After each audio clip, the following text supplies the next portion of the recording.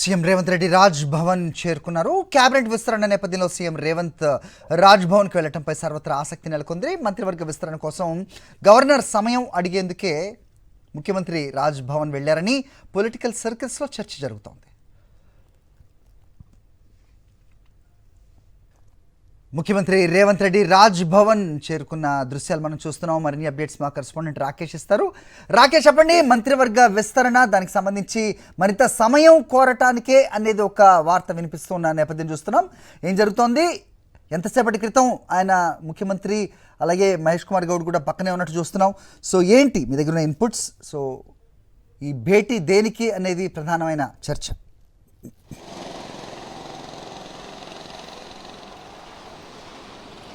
Yes, రాజ్భవన్లో governor Vishnu Deo వర్మతో CM, deputy CM అలాగే పలువురు మంత్రులు కూడా భేటీ అయ్యారు. పైకి ఉగాది పురస్కారాలకు సంబంధించి ఉగాది పర్వదినాన్ని సమర్పించి మర్యాదపూర్వకంగా కలుస్తున్నామండి సీఎంఓ నుంచి చెప్తున్నప్పటికీ ముఖ్యంగా క్యాబినెట్ విస్తరణకు సంబంధించి ఈ చర్చ జరుగుతున్నట్టుగా తెలుస్తూ ఉంది. ముఖ్యంగా ఏప్రిల్ మొదటి వారంలో మంచి ముహూర్తాలకు సంబంధించి ఇప్పటికే సీఎంఓ ఆరా తీసింది. ఏప్రిల్ 3 అలాగే 4 కూడా 2 రోజుల్లో కూడా మంచి ముహూర్తాలు ఉన్నట్టుగా సీఎంఓ ఇప్పటికే సీఎంకు తెలియజేసింది. ఈ నేపథ్యంలో ఆ 2 రోజుల పాటు గవర్నర్ అందుబాటులో ఉండాలి. ముఖ్యంగా క్యాబినెట్ విస్తరణ సమాచారాన్ని కూడా అఫీషియల్గా సీఎం రేవంత్ రెడ్డి ఈ సందర్భంగా చెప్పే అవకాశం ఉన్నట్టుగా తెలుస్తూ ఉంది. ఈ 2 అంశాలతో పాటు 42% బీసీ రిజర్వేషన్లకు సంబంధించి అసెంబ్లీలో తీర్మానం చేయడం జరిగింది. బిల్ కూడా పాస్ చేసిన నేపథ్యంలో దానికి ఆమోదం తెలపాలి, లేకుంటే కేంద్రానికి పంపాలంటూ కూడా గవర్నర్ను సీఎం కోరే అవకాశం ఉన్నట్టుగా తెలుస్తూ ఉంది.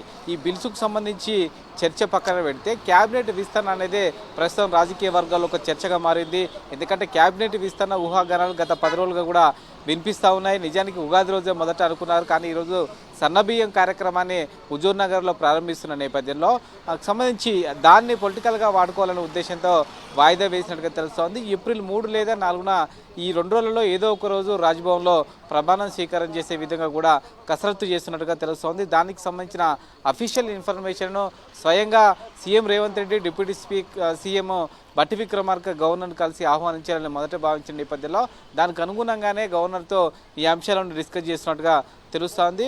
అయితే బయటకు వచ్చి దీనిపైన ఏదైనా మాట్లాడతారా లేదనే ఒక ఆసక్తి అయితే ఉంది. ఎందుకంటే 2-3 నేతలు మాత్రమే లోపలికి వెళ్లారు, మిగతారందరూ కూడా బయటే ఉండడం జరిగింది. కేవలం సీఎం, డిప్యూటీ సీఎం మాత్రమే లోపల గవర్నర్తో భేటీ అయిన పరిస్థితే మనకు కనిపిస్తుంది.